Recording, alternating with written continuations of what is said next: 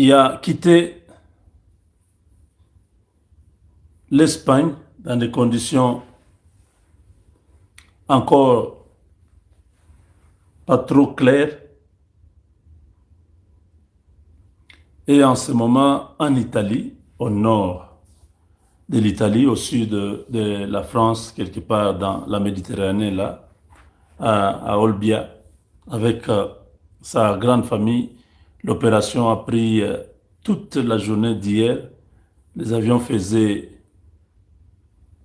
des allers-retours sur l'île de Malaga à Olbia, 5 euh, Gulfstream, donc avec une, euh, une rotation d'au moins 2 heures. Tout le monde est finalement relocalisé dans ce pays-là. Est-ce que les Rwandais sont en train de voir comment Paul Kagame se moque d'eux, pendant que le pays est frappé de sanctions par les États-Unis, l'économie est complètement paralysée, les, les menaces sont permanentes sur sa tête. Tous les biens de Kagame aux États-Unis ont été saisis, notamment les parcelles ou les concessions de Ivan Kagame, qui était dans l'immobilier, qui avait des maisons, des appartements. Tout ça, ça a été euh, confisqué. L'argent de sa grande compagnie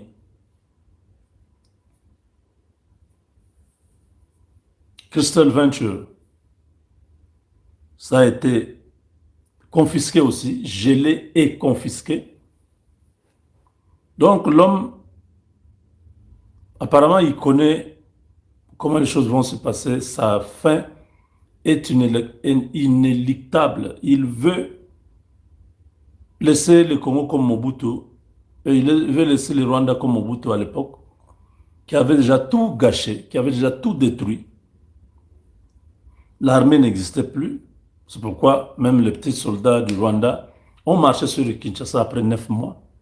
Dans un pays comme la RDC, grand comme un continent, ils ont fait 9 mois de l'Est à l'Ouest, en 9 mois, à pied. Vous voyez, parce que Mobutu avait déjà détruit l'armée. L'armée était entre les mains de ses frères Ngwandi, le Bangala, tout ça. Alors, la fonction publique, il y avait des grèves, on est sorti de 2 pillages de 90 et 92. Donc, l'économie était déjà par terre. Mobutu avait perdu le contrôle du pays. Au lieu d'accepter d'appeler l'opposant Tshisekedi et lui donner le pouvoir pour essayer de récupérer, non, non, il donne le pouvoir, une semaine après, il le chasse du pouvoir. Il donne comme Premier ministre, bien sûr, parce que c'était un problème de confiance. La population et la communauté internationale n'avaient plus confiance en Mobutu. Si Félix s'il avait accepté à l'époque de donner à Etienne Tshisekedi le pouvoir, d'abord comme Premier ministre, organiser un semblant d'élection, lui confier la direction du pays comme président, Mobutu pouvait être encore peut-être en vie aujourd'hui. Mais ses frères Ngala lui ont dit non, ne faites pas ça, tout ça. Les Ngwanda principalement et les autres qui l'ont induit en erreur d'écouter les Français. Et voilà, ce qui ne pouvait pas arriver était arrivé. Les Américains ont dit on va remplacer Mobutu. Ça a toujours commencé en Amérique, si vous ne le savez pas. Que ce soit Lumumba, c'est en Amérique.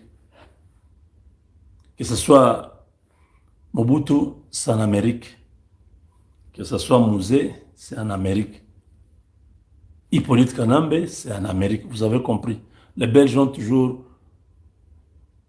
faire le déplacement de Washington pour aller demander, négocier. Non, on veut mettre tel, on veut enlever tel. C'est en Amérique ça se fait.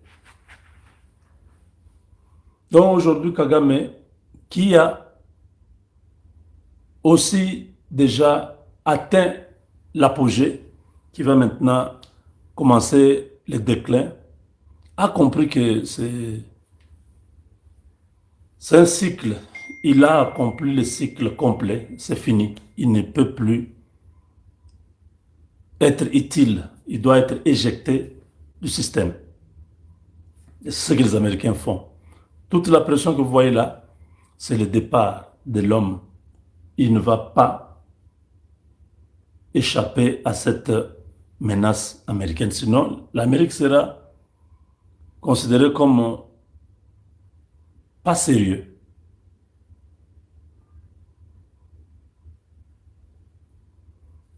Alors Kagame laisse aussi la situation pourrir au Rwanda. Tout est en train de fermer. Beaucoup d'entreprises avaient déjà fermé, des sous-traitances ont déjà fermé. Les grandes entreprises résistent un peu encore, mais ça ne sera pas pour longtemps parce que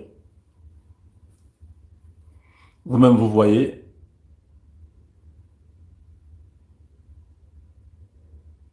comment les sanctions continuent.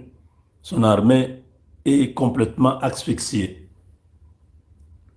Donc alors, il est en train de se pavaner maintenant partout.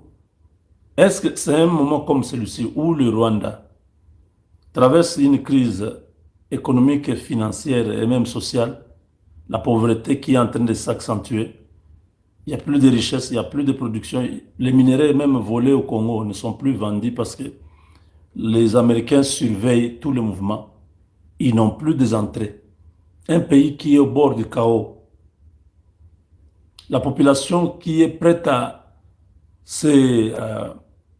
à déferler sa rage, sa colère sur Kagame et son régime. Mais ce monsieur prend toute une famille de 300 personnes pour aller passer des vacances en Espagne et maintenant en Italie. C'est un peu presque à côté de la France là.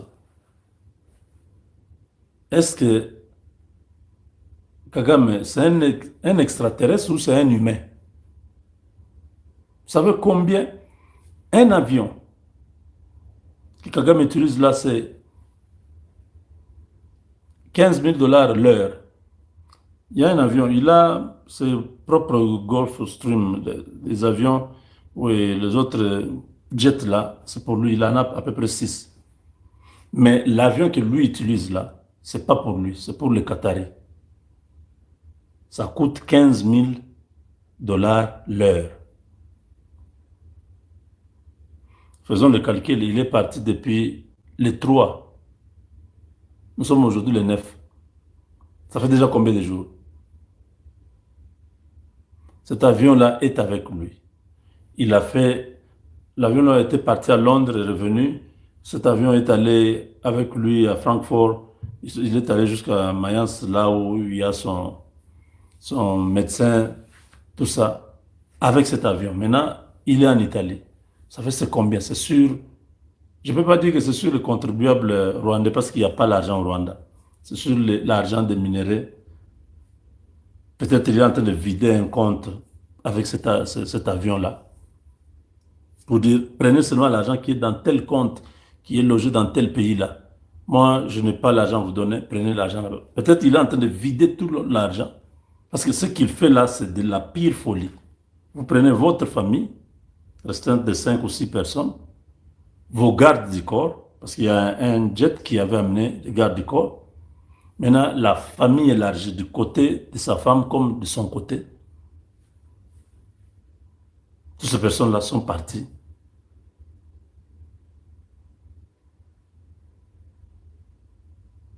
On mange l'euro. Ce n'est pas les dollars. L'euro, c'est un peu au-dessus.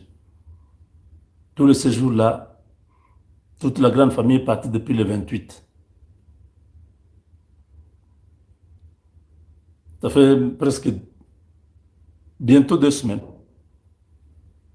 C'est... Hmm? Donc, ça c'était juste un aperçu sur l'individu, les, les dictateurs qui n'acceptent pas une contradiction dans son pays, même les dissidents à l'étranger n'ont pas euh, un mot à dire sur tout ce qu'il fait, toute cette folie-là. Personne ne peut le contredire. Donc, vous comprenez les types de personnes. Kagame va être un président qui va disparaître comme Mobutu. Dans peu de temps, la mémoire de Kagame sera effacée du Rwanda. Vous voyez qui parle de Mobutu aujourd'hui? On en parle occasionnellement. Ses photos, ses effigies, son œuvre, son empreinte a disparu. Rien de la mémoire de Mobutu. Les dictateurs, c'est comme ça. Kadhafi, ils sont partis. Les gens qui travaillent pour les biens du peuple, le peuple oublie difficilement. Lumumba a travaillé pour les biens du peuple. Il a été sacrifié. Jusqu'aujourd'hui, on se rappelle de lui. Même Kasavubu qui était avec Lumumba, on ne parle plus. Mais Lumumba est resté dans les annales. Il a même un jour, le 17 janvier. Kasavubu n'est plus dans la mémoire.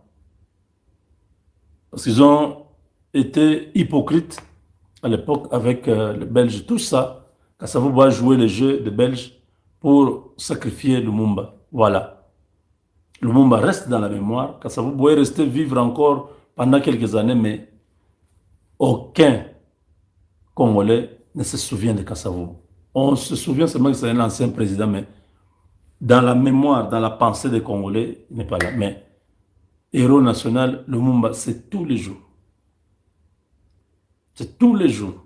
Même Musée qu'on a fait héros, il n'est pas dans la mémoire des Congolais. Pourquoi? Parce que Musée aussi a mal joué. En venant avec les Rwandais, tout ce qu'il a fait, il y a eu beaucoup de mauvaises choses qui ont amené même que Dieu enlève sa main sur lui et lâche l'homme. Vous voyez? Hippolyte Ganambe, vous voyez vous-même, il n'y a pas longtemps, il y a 7 ans seulement, on parle de moins en moins de cet individu. Bientôt, on ne parlera même plus.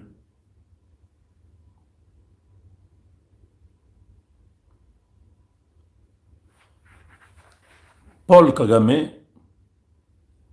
a joué le jeu des Français. Mamadi Doumbouya, le président guinéen, est arrivé au pouvoir dans les conditions que vous connaissez des putsch, un coup d'État, tout ça, avec le Burkina, Mali, euh, Niger, Tchad, Gabon, Madagascar, c'est beaucoup de pays, hein. Vous avez Madagascar, Gabon, Tchad, Niger, Guinée, Mali, Burkina. 7 pays africains. Il y a des présidents militaires qui ont pris le pouvoir. Alors, Doumbouya prend le pays. Vous savez que tous les jours, on tente d'éliminer on tente d'éliminer le président du Burkina, du Mali. Tous les jours, si on tente toujours. Alors, Doumbouya, lui, il prend les choses en main. Il ravit tout le contrat des Français. Il donne aux Chinois. Vous savez que la Guinée a du bauxite. Le bauxite. Ils ont beaucoup de minéraux là-bas. La Guinée, c'est parmi aussi des pays qui ont des minéraux en Afrique ici. Euh, il prend ça, il refait des contrats avec des Chinois, tout ça.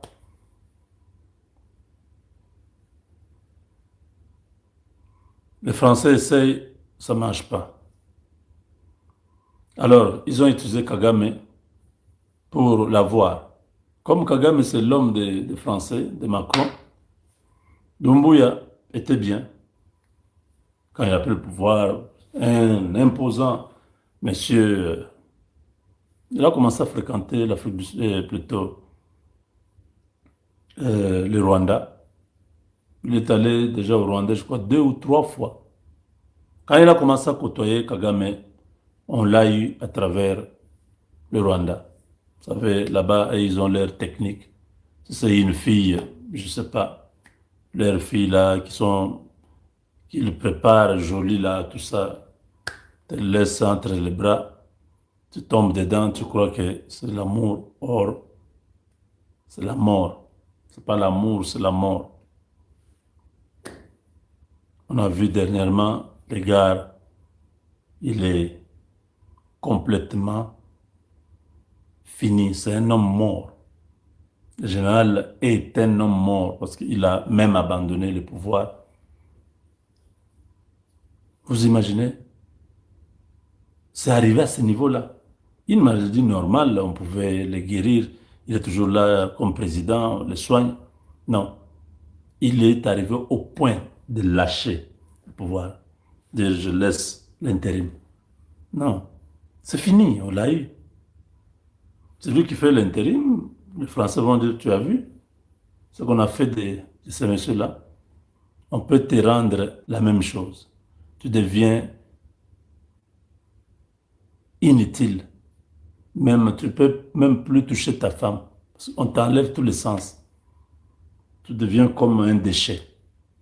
Alors, si tu veux garder ce pouvoir et être en vie, travaille avec nous. Tel marché, tel marché, tel marché. Tu nous ramènes ça. Prends un décret. Prends une ordonnance. Voilà comment Kagame a livré cet Africain qui y est arrivé au moment de la révolution militaire euh, africaine. Tous les pays commençaient à avoir peur. Je me rappelle au Togo, le président togolais avait changé l'état-major en précipitation parce qu'il sentait que ces vents étaient en train d'arriver. Même chez lui, il pouvait connaître ces mêmes problèmes. Mais les autres ont résisté. Il y a des coups d'État qui ont raté au Burkina, au Mali. On a arrêté des gens qui étaient introduits par le président de la Côte d'Ivoire, tout ça, envoyé par la France. Mais de ces lots de 7 putschistes, on vient d'avoir un. Dès qu'ils s'assurent que c'est fini, il est hors jeu et qu'ils peuvent reprendre le contrôle de la Guinée-Conakry, ils vont passer au deuxième, peut-être au Niger. Celui du Niger avait chassé l'ambassadeur. D'abord, on a mis un blocus autour de l'ambassade de France. Personne n'entre, personne ne sort. On a coupé le courant, on a coupé l'eau. À l'intérieur de l'ambassade, il faisait chaud. Il n'y avait pas l'eau pour les toilettes et tout ça. C'était une humiliation. Finalement, on leur a dit, vous sortez, vous partez chez vous. On n'a plus besoin de vous. Areva, la plus grande société euh, d'énergie et tout ça, qui est qui exploitait l'uranium, ils ont perdu le marché. Et les Français, comme ce sont des diables, tous ces francs-maçons, on dit, ah, ils sont en train de se battre pour trouver une faille et puis en finir avec. Donc, ils se sont dit, si nous attaquons le tout, c'est une mauvaise idée. Allons progressivement, allons une personne après l'autre. Donc voilà, il faut savoir quand vous mangez avec le diable,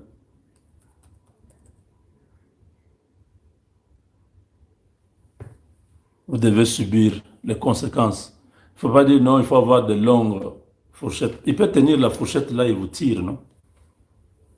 Le diable ne mange pas avec lui. Si vous mangez avec le diable, soyez conséquent de ce qui peut arriver. Voilà. Kagame a flatté tous ces petits pays-là de l'Afrique de l'Ouest, Bénin, tout ça. Et les gens pensent que non, c'est un grand président, il a l'expérience. Quoi? Quelle expérience? En dehors de Kigali que vous voyez là, il y a quelle autre ville qui est très développée au Rwanda? Donc, ça va donner une leçon.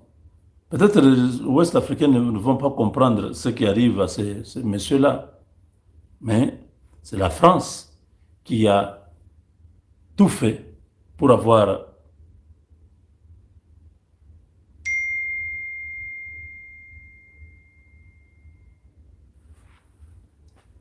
Donc, c'est la France qui a fait tout, qui a utilisé Kagame pour obtenir ces résultats-là. Et ils sont. C'est beaucoup, hein? Arriver à faire ça, en contrepartie, la France dit, bon, moi je vais vous servir avec des équipements militaires, je vais vous soutenir ceci, je vais faire cela. Voilà, pour la RDC. Moi, je vais assurer qu'en RDC, vous manquez de rien, mais vous aidez-moi d'abord à débarrasser, parce que là-bas, nous allons récupérer tous ces minéraux-là, c'est beaucoup de milliards. Nous allons vous aider au Congo. Faites ça. Ce sont des choses comme ça qui se passent chaque fois. Quand on joue mal, on paie cash. Mais bon, lui-même qui fait ça aux autres, il a fait sur Abiyarimana. Il a tué Abiyarimana et beaucoup d'autres compagnons d'élite qui sont partis de l'Ouganda avec lui. C'est arrivé, il a commencé à les éliminer, même les autres qui avaient fui. Mais finalement, vous voyez que le temps passe vite. Lui-même a vieilli. Il a, bon, pas vieilli, mais lui-même, son âge par rapport à son apparence, ça ne colle pas. Donc, il est maintenant aussi soumis au check-up répétitif chez un médecin. Les Américains connaissent les médecins là. Il suffit seulement que ces Américains-là passent par ces médecins-là pour lui mettre quelque chose dans le corps. L'affaire là est finie, non? Vous allez apprendre comme Mobutu. Oh, prostate, ça s'est aggravé. Le gars est parti. Vous faites du mal aux gens, ça revient sur vous. C'est tout. Avec Dieu, nous sommes vainqueurs. Donc, voilà. Il faut que les Congolais comprennent que la bataille que le président Tshisekedi livre là, c'est une bataille de la libération. Kagame, c'est juste l'interface d'un système. Kagame, c'est l'interface. C'est juste c'est l'interface d'un système. Euh, il y a beaucoup de gens qui sont derrière, qui bénéficiaient. Qui pouvait imaginer que beaucoup d'anciens présidents africains mangeaient chez nous? Les Zouma avaient des business chez nous au Congo, les Tabombeki, les Obasanjo, c'est plein. Tous ces blancs que vous connaissez, les Gates, tout ça, les Clinton, c'est beaucoup de gens qui étaient derrière Kagame. Donc, démanteler ces réseaux a pris du temps. C'est pourquoi il avait parlé de déboulonner. Oui. Le déboulonnement a fonctionné parce que beaucoup sont maintenant à l'écart. Le Congo est en train de s'affirmer. Le Congo est en train de devenir un pays espoir. Si vous voyez les Américains dire, bon, voilà, l'argent est déjà disponible. Ah, c'est ce que je vous explique là. Vous n'apprendrez pas ça ailleurs. On fait beaucoup d'efforts pour accéder à l'information et vous dire, voilà, ce qui disait toujours non, mais ce que vous dites là, ça n'arrive toujours pas. Est-ce qu'aujourd'hui ils peuvent encore dire que ça n'arrive toujours pas? Parce que quand on vous a dit que l'accord avec les Américains était salutaire, les gens disaient non, le Rwanda nous a menti, on nous a roulé par les Américains, c'est le Rwanda qui a gagné. Quand Kagame pleure aujourd'hui que l'accord là c'était un piège, vous avez entendu ou pas? Vous pouvez maintenant vous rappeler que nous vous avons dit à l'époque la vérité. Oh, je vois les gens dire à Moubenga, ah là là,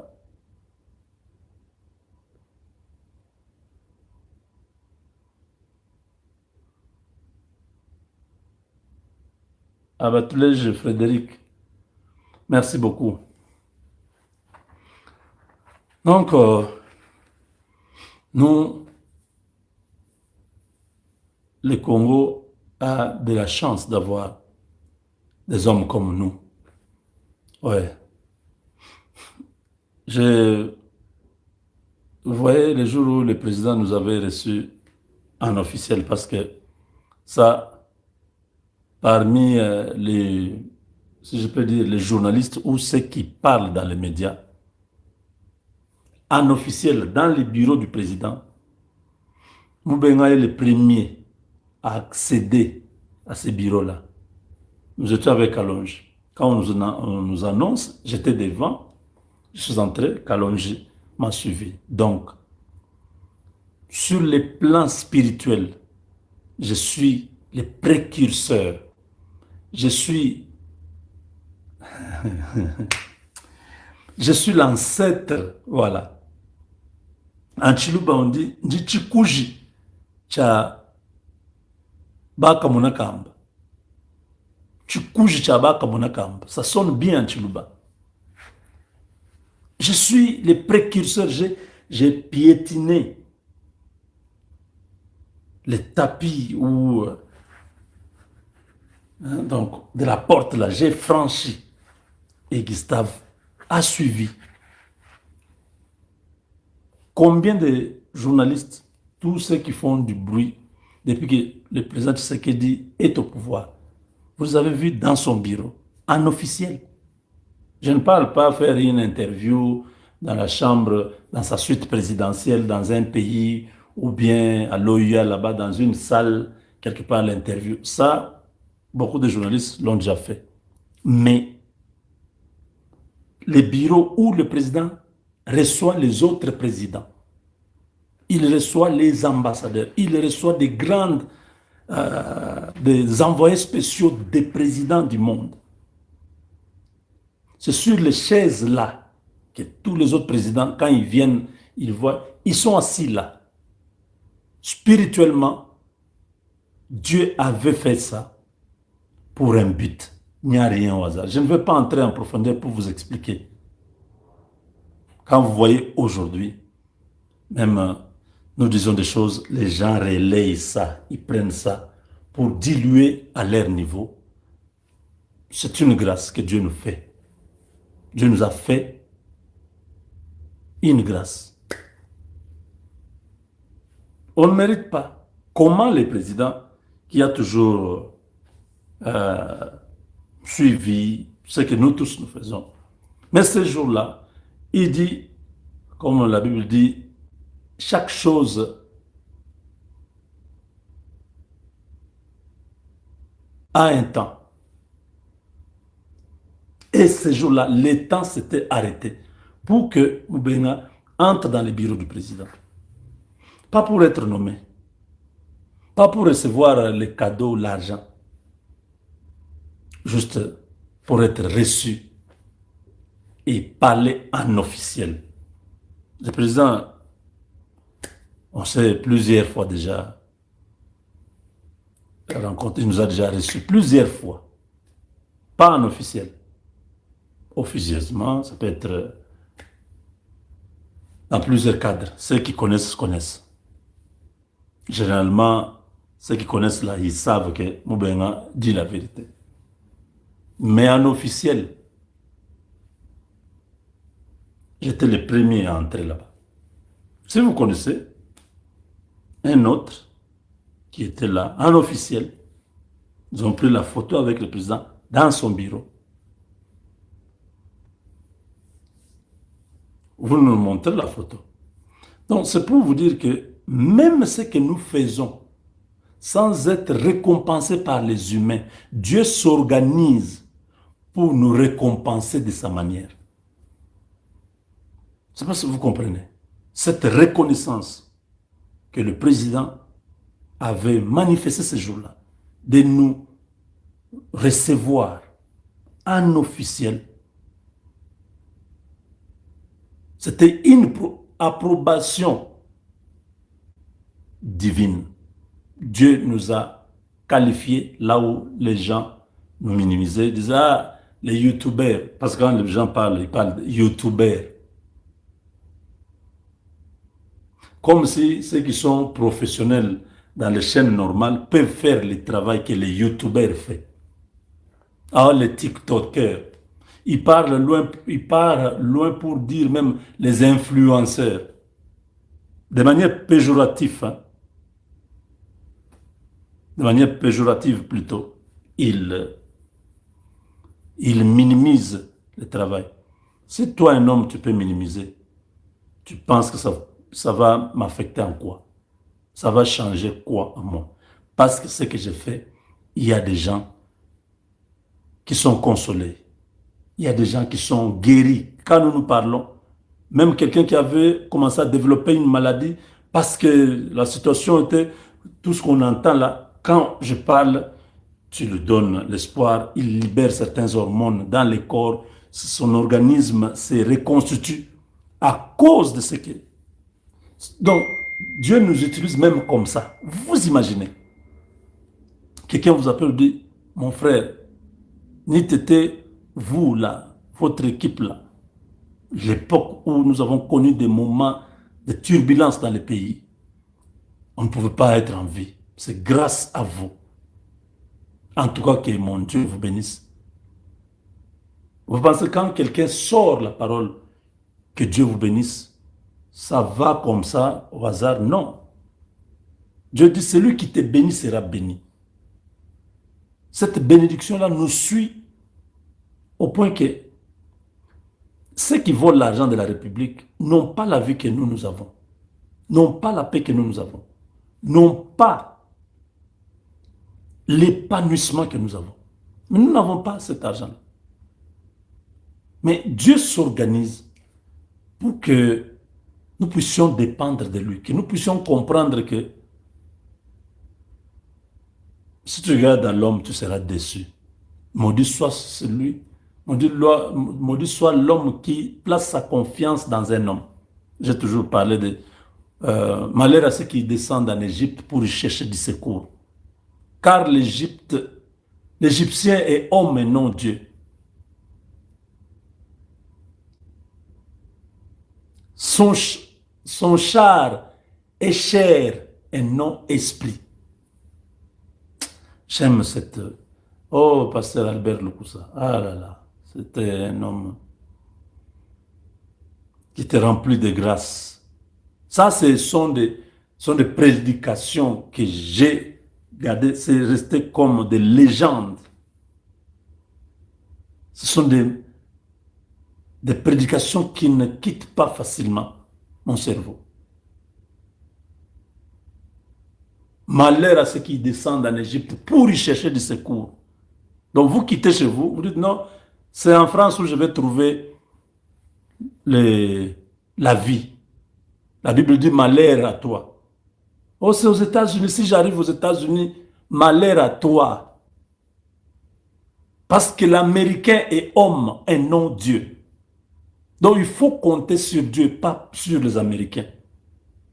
Il faut compter sur Dieu et non pas sur les Français. Car l'Égyptien est homme et non Dieu. Donc, il est homme. L'Égyptien est limité, mais Dieu n'est pas limité. Ces chars sont chair et non esprit. Tu vas te fier à la force des chars, mais quand on va jeter, lancer une flèche sur le char, les cavaliers et son char tomberont, tous deux périront. Vous entendez ça? C'est une prédication qui peut rester pendant une année. On parle de ça. Parce que les gens aujourd'hui placent la confiance dans les humains.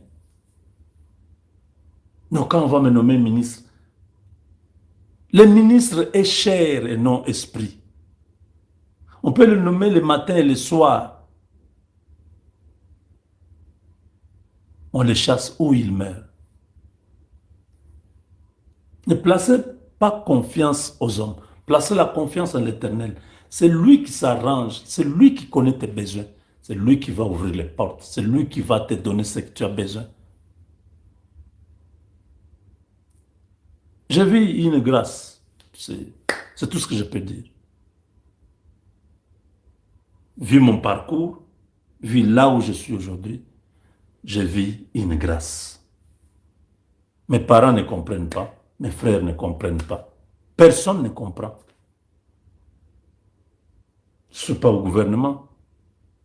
Je n'ai aucun contrat avec aucun ministre, aucun DG, aucune société au Congo. Je n'ai pas une sous-traitance. Est-ce que vous comprenez? Mais quand j'ai besoin de voyager, je voyage. Quand j'ai besoin d'acheter un immeuble, j'achète. Quand j'ai besoin d'acheter une concession, j'accepte. Quand j'ai besoin, je le fais. C'est une grâce. Parce que ce que vous touchez en tant qu'enfant de Dieu, vous faites bien le travail, Dieu multiplie. Chez l'autre qui vole là, ce qu'il vole, Dieu retranche. Est-ce que vous comprenez?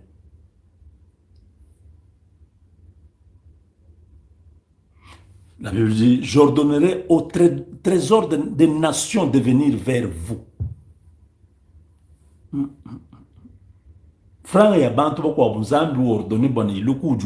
Donc l'argent que d'autres personnes, tous les mafieux qui sont dans le monde, Dieu ordonne que cet argent-là quitte leurs mains, vienne vers vous. Quand tu es mon serviteur, je mettrai la différence sur ceux qui me servent et ceux qui ne me servent pas. Ce que nous faisons pour le Congo, c'est tout un apostolat. C'est tout un travail que Dieu nous a donné pour rétablir la justice.